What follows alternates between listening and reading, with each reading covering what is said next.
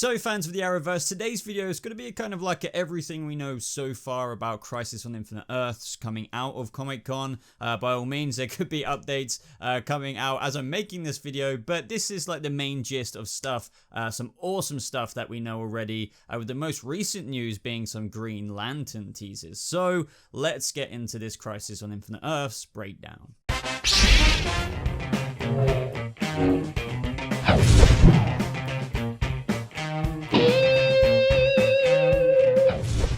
How's it going, Vigilantes, Speedsters, freaking, I don't even know what else, everything in the Arrowverse, basically. As I just said in the intro, today's video is going to be more or less in everything we got to know, or things to know, out of Comic-Con about Crisis on Infinite Earths. But, you know, as the days unfold, the weeks unfold, we're going to be learning a lot more. So this is just everything we know so far. And I did want to include some of the most recent news, as I just said, with some speculation. Thanks to David Ramsey, who plays Diggle on Arrow, teasing some very cool Green Lantern stuff, which just has my Crisis on Infinite Earths mind speculating a whole bunch.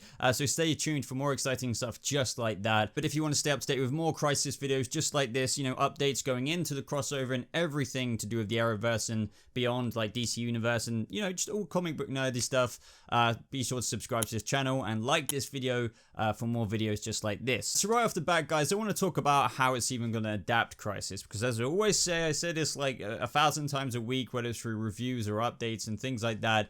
You know, they don't always copy and paste out of comic books. Obviously, the Arrowverse has done stuff differently, whether that's with Arrow, Flash, or whatever. It's been adapted. So Mark Guggenheim at Comic-Con even went on to say that the reason why they can even take quite the stab at Crisis in terms of permission is because it's their own iteration of it and not necessarily like what they'd end up doing in the film space. He went on to say, we're going to begin the way Crisis on Infinite Earths, the comic, begins, which is the destruction of various parallel universes, with the goal being to, of course, adapt key moments from the comic, just those seminal moments. So obviously, like, the biggest things are going to be adapted fairly accurately, I would say. I mean, even with a little bit of a twist from the Arrowverse, but, you know, if you're worried about all of this not being like Crisis on Infinite Earths accurate at all, don't worry about that. They're definitely going to do the big stuff. I mean, at least some of the big stuff. But starting off with the most recent news that is sure to pique quite a few people's interest because it has to do with a certain character by the name of Diggle, and this is all to do with some Green Lantern teases, which, you know, he answered the question essentially, which nobody even asked. He kind of like overshared here. But essentially, he dropped quite the hint at San Diego Comic-Con when asked about if fans will see more from Diggle as a father in Season 8. He said the following: yes, and Diggle's relationship with his own father as well. There will be loose ends tied up. The relationship between he and his sons, I think we're going to find out about. There's a lot in 10 episodes we'll be finding out. And Lila is a pivotal piece in these upcoming 10 episodes. And then ultimately, what happens with the Green Lantern mythos? I think all of those are going to be answered in 10 episodes. Now, obviously, the key information with strict relation to the video I'm discussing today is the fact that he alluded to the Green Lantern mythos being answered this season with relation to his character. Now, we've all somewhat expected with our speculation that we could be seeing Diggle come as Green Lantern, maybe from like another reality / Earth, but I think that it would be so good if somehow our version of Diggle would somehow take up that mantle. I mean, I would be happy if we got like another, you know, realities version of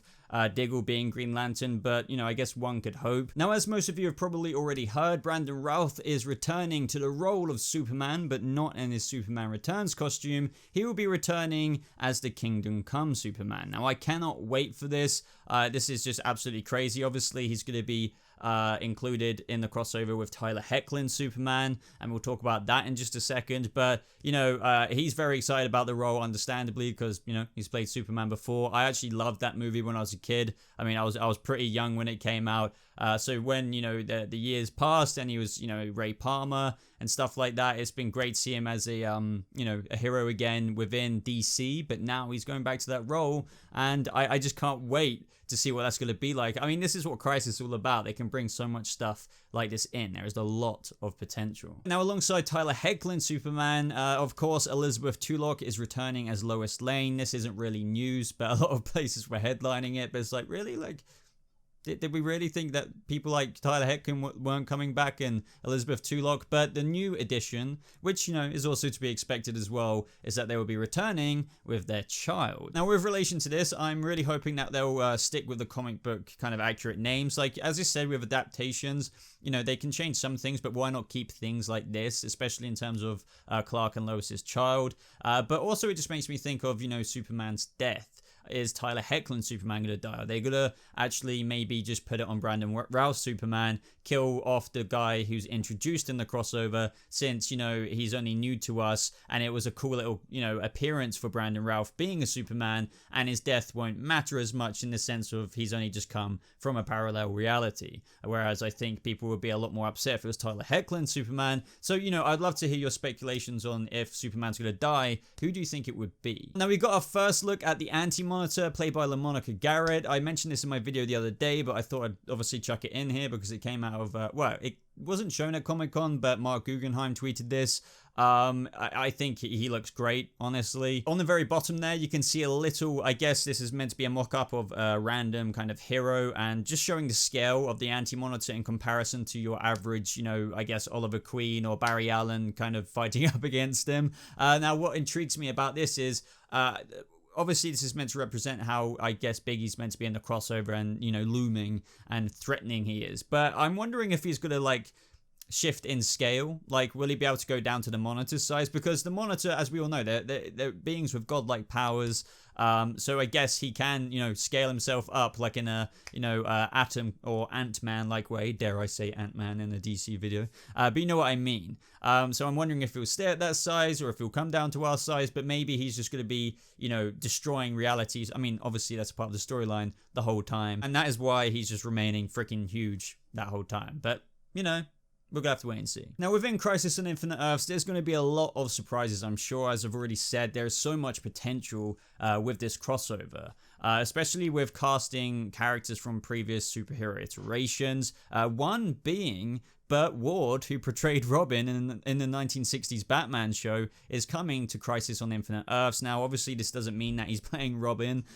He could be playing another role within the Bat family. I mean, we could even see him in Batwoman as a character. We also know that Supergirl's Lex Luthor, John Cryer, is returning, but will it also be the same Luthor? Will it be a different Luthor from a parallel universe? I mean, obviously, he has quite a big role in the Crisis arc. Now, I'm thinking it would be the same Luthor, but at the same time, that doesn't mean we won't get multiple appearances given the storyline that we're tackling. But they can really make anything happen despite what's already happened with characters in the seasons.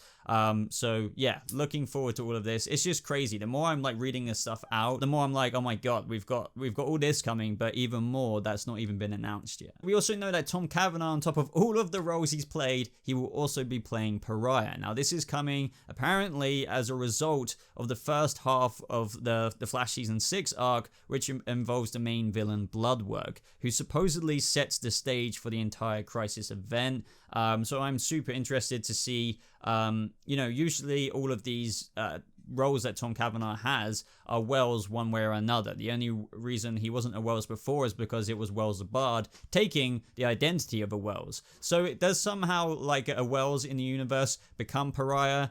Maybe it even happens with our freaking Wells this season, somehow transforms into that character. That's just crazy. I think it will be another reality Wells who's Pariah, and in some weird way, I don't know. But either way, I'm looking forward to Tom Cavanagh taking this role, because Pariah has quite an interesting role in the Crisis on Infinite Earths arc as well. Now, as of how it stands, there are rumors that, potentially Tom Welling can be getting involved with the Crisis crossover, and other characters that you can, or previous actors that we just mentioned a second ago who could be coming, just like Robin from the Batman TV show, but even perhaps Linda Carter. But at the same time, guys, there's no official confirmation on any of this. But as I said at the beginning of the video, wouldn't be surprised if this gets announced as I'm recording this. But at the same time, we've got plenty of time till Crisis. Well, not plenty, but you know what I mean.